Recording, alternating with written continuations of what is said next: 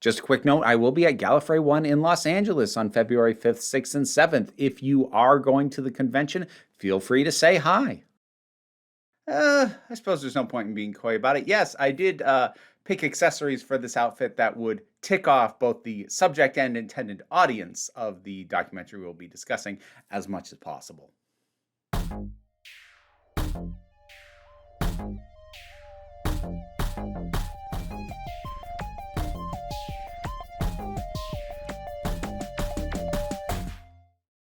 Hey there, folks! So, this weekend sees the wide release of the documentary Melania. The subject, Melania Trump, former and current First Lady. And the outlook is not great. I am rolling the dice slightly by shooting this and getting it ready to go before the actual box office numbers have a chance to come in, but I am feeling pretty confident. There is not a lot of positive buzz on this, and in fact, in some areas, especially over in the UK, there are reports that they are having trouble selling any tickets. The pre-release ticket sales over there have in fact been so low that it is believed that the only people who are buying them are people who intend to review it because there wasn't a press screening over there. And yeah, it's likely going to tank from any possible financial metric. And that is very easy to dunk on. In fact, plenty of people have already been dunking on it, some quite entertainingly. If you ever doubt yourself, just remember, Amazon spent $40 million on the Melania documentary, and we're literally selling more tickets to the play we're doing in London. And I don't have a problem with that kind of dunking. By all means, dunk on anything associated with Trump in any way that you possibly can, as often as you can. However, I fear that the dunking and the emphasis on what is likely going to be an incredibly large financial bomb is going to kind of obfuscate what's actually going on, and something that I would really like more people to understand, which is it doesn't matter if this makes money. The fact that it exists at all means that it has already accomplished what it was intended to. Because this is not a movie, it's not a documentary, it's a bribe. Now that is a bold claim for me to make, and I am going to spend the next however long justifying that take, but that's my pitch. This was never intended to make money, and the only function it could have is as a roundabout form of bribery. So why don't we start with that first thing I said? How do I know it wasn't meant to make money? Isn't every product meant to make money? Well, every product is hoped to make money, but the thing is, there's such a thing as a loss leader or something that you put out for other purposes than strictly profit. In the case of, say, video game consoles, the sale of each console is actually an incredibly slim profit, if not an outright loss for the manufacturer of it. They make their profit on the games that get sold for the system. So it is in their interest to make the system more affordable than it might be and sell it at a loss so that they can sell more games on the back end and make their money that way. So outright profit is not always the only thing. And sometimes things will be put out there because it is good for branding, even if it is not necessarily going to make a ton of money. Sometimes something's just a pet project of somebody with money, and given the nature of the Trumps, yeah, that's certainly in the mix. But what I want to focus on here is Amazon, because the Trumps didn't pay to get this made. Amazon paid to get this made. And there is, and always has been, 0% chance that if they were ever going to make a profit on that. Amazon paid a reported $40 million for this movie, and has also reportedly spent another $35 million on marketing. Now, they do actually dispute that marketing figure, and how much a studio pays to market a specific movie is actually really hard to track down. It's why whenever you look up the budget for something, it is the estimated production budget, and marketing is generally a rough estimate that you'll put on top of that, or maybe there's been some specific research that's been done to figure out what it is. The reason it's so hard to track is that marketing is not assigned as a specific number to a movie. The marketing department of a studio has an overall budget, and they are not required to say how much of their overall budget went towards one specific movie or another. So trying to track that down is a pain. But $35 million is believable for the amount of press that I've seen done for this movie, but you know what? Let's actually be really generous. Let's give massive benefit of the doubt and scrap that $35 million number completely. Let's throw it out and let's just stick with the $40 million that we do know that Amazon paid for this. They were never going to make that back, and they know it. Let's talk about box office returns. So, general rule of thumb, and it's not hard set, and there are ways it can kind of go one way or the other, but broadly speaking, for a movie to make its money back and start to get into profit on a theatrical release, it needs to double its budget. So if this thing costs $40 million to make, it needs to make $80 million. Now, if you only pay attention to blockbuster releases, which make like over $100 million in a single weekend, that might seem quite doable. Yeah, there's a couple of things about that, though. Documentaries generally don't make that kind of money.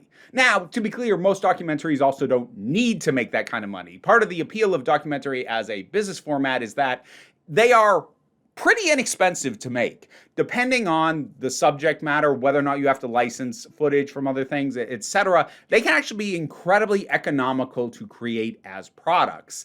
And that means they don't actually have to make that much money to start turning a profit. And by and large, documentaries don't make big money. There are some that have made decent money, but to put it in perspective, for Melania as a movie to make $80 million and start turning a profit, it would have to be quite literally the 10th highest grossing documentary of all time. Do you think it's going to do that? Do you think it was ever going to do that? Do you think in a world and a country that is this divided, where a president is this detested, is this disliked and disagreed with on literally every major policy aspect, and even though historically first ladies are generally better thought of than their president husbands, this is still such a despised man by the general public at this point. There's no way that does not bleed over to her, no matter how much you try and claim that the movie is not political. I mean, it is by its nature. It is propaganda by its very existence, but we'll come back to that. We'll talk about why this thing actually exists, but it does not exist to make money.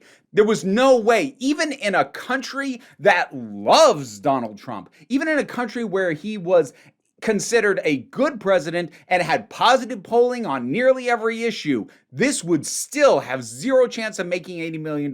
Because another thing about that top 10 documentaries of all time, there has been nothing more recent than 2009 on that top 10, because documentaries don't make that kind of money. And whatever world existed where they did is one of the past. It has been over 15 years since a documentary made the kind of money that could crack that top 10. And that is simultaneously in the kind of world where normal blockbusters are breaking new records all the damn time. That's not happening in documentaries because it's not a big money field. Now, you might be countering that to say, okay, but if they never expected it to make any money, they'd roll it out in limited release. Isn't it getting a wide release? Yes, it is. An exceptionally wide one for a documentary. It's being released in 2,000 theaters in the US. Now, a big blockbuster movie will do 3,000 to 5,000 theaters, but 2,000 is still absolutely a wide release, and that is real big for a documentary. You do not get many documentaries that show in that many theaters. So on paper, it is rolling out to try and make all this money back. Conservative box office estimates have it making $1 to $2 million this weekend. The most generous estimates say that it has a chance to make $5 million. Now, if it makes $5 million, they'll get to brag that they have the biggest documentary opening weekend in a decade or so. But an opening like that generally means you're going to finish up between 10 and 15, which is nowhere near what they would have to make to actually turn a profit. And the thing is, that's not a mistake. Amazon didn't make a mistake. They didn't miscalculate. They didn't think, oh, this will be so popular, it'll definitely make our $40 million investment back. They weren't investing for financial returns. They were investing to get in good with Trump.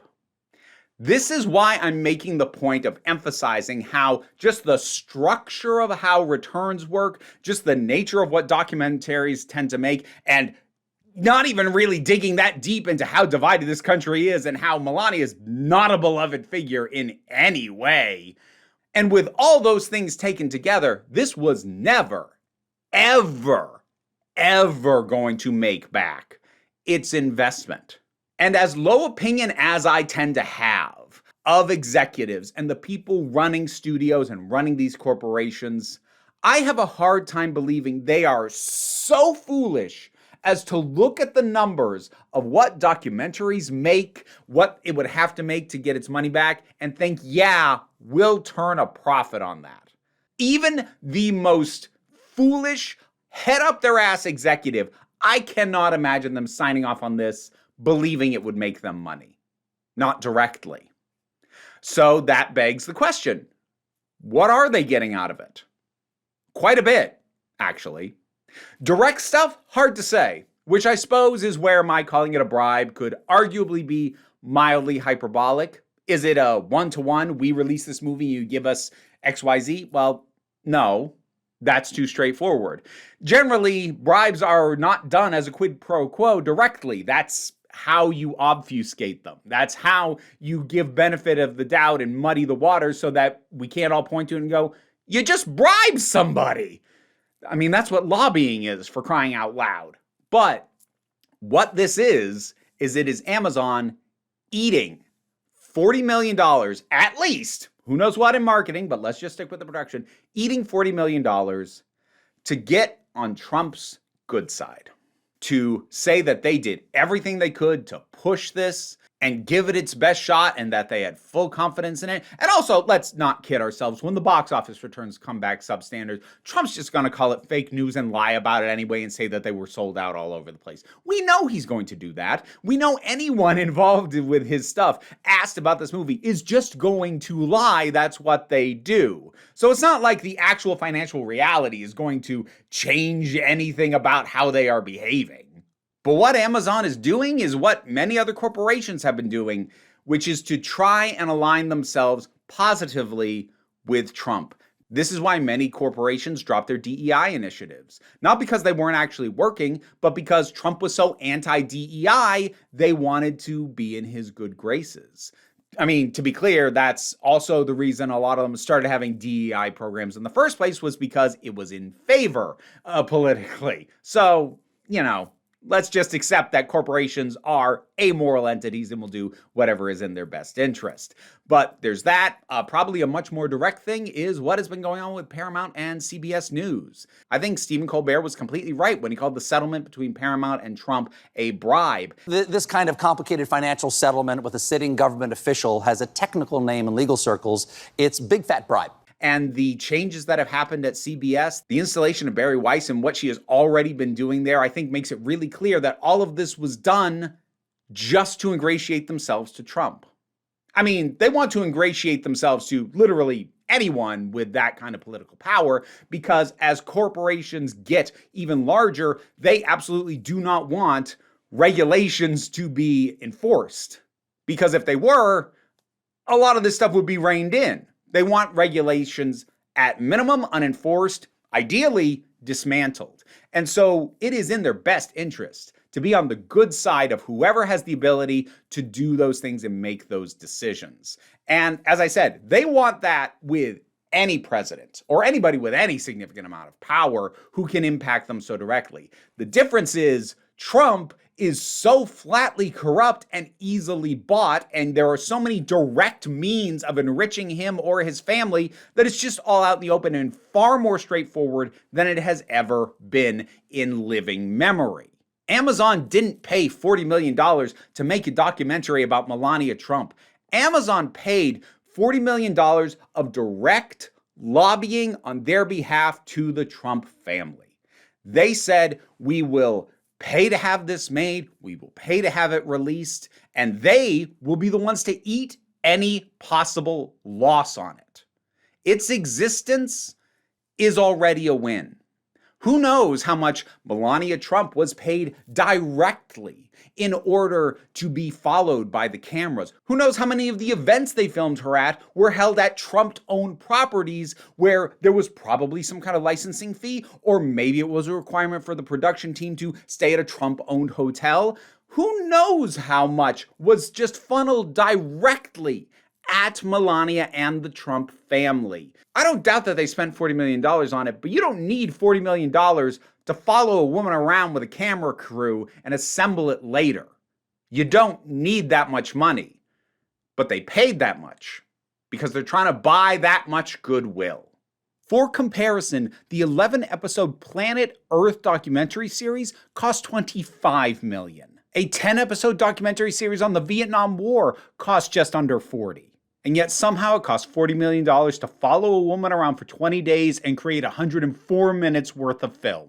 Now, it's not quite the same as the Paramount thing because Paramount was already being sued by Donald Trump. Amazon wasn't. Amazon wasn't like in trouble already, but this is preemptive. This is getting on his good side as much as is possible. And if you want any more evidence that this is not really intended to make money and is more of a propaganda piece, you can look at what else Amazon has been putting out lately. You remember that horrible War of the Worlds movie? One where it was literally a plot point that ordering something off of Amazon saved the world and helped defeat the aliens? The movie Mercy that is out right now, which is pro-surveillance state, pro-AI, and massive propaganda put out by Amazon. These aren't movies for them. They are ways to push ideas, and they are ways to ingratiate themselves with a certain kind of person who is currently in power. They want to be thought of in the best possible light, ideally by the general public, but at minimum by the people who have the ability to make their business harder to run. Thus, my conclusion, this is not a movie in the traditional sense. Is it a movie in the literal sense? Sure, it exists as a film. But it wasn't made to make money. It wasn't even made to push an agenda. Not really. It is doing that. But it wasn't even made to do that. It was made so that Amazon could funnel millions of dollars directly at the Trump family. That's why it exists. And it will never make its money back. And no executive with even the tiniest bit of data about the returns on a movie like this would ever believe that it would make its money back. But they did it anyway because they expect intangible returns that are worth to them far more than $40 million if it goes the direction that they want it to. And even if it doesn't, frankly, Amazon can afford it. Now, one final thing you might find yourself asking, well, if it's not actually meant to make money, if it's not meant to be seen, why release it in theaters at all? Why not just dump it on streaming? Because of the higher degree of pomp and circumstance. They want it to look to Trump like they are giving it a big prestige rollout. That is part of the package in the deal. If they just dumped it on streaming, that wouldn't be as ingratiating. They want to make it look like they are all in on backing Trump or Trump-adjacent projects. And you do that by giving it the full rollout treatment, far more than any documentary that I can think of in a long, long time. This is also probably why they got director Brett Ratner in on this. Ratner, if you don't recall, was a pretty successful director and producer in the 2000s into the early 2010s. But he's basically been a pariah in the industry since 2017 when he faced some very strong allegations of a sexual misconduct nature. The man hasn't directed a movie since 2014, has never directed a documentary film. The closest he ever came was directing a single episode of the science documentary series Breakthrough. Nobody really wants to work with this guy, but Amazon brought him in because he is a name that some people, particularly the expected audience for this, will recognize and make the whole thing look more prestigious. He was at one point a big name in the industry. And he's probably the biggest name that they could get who would actually agree to do this. Because why would anyone who has an active and thriving career get involved with this thing? Somebody like Ratner has nothing to lose. It's just one more way to make it look like it's a real movie. So yes, it's very funny that this movie is going to flop massively. But don't let your schadenfreude over that cloud the fact that this existing at all means all parties involved already got what they want.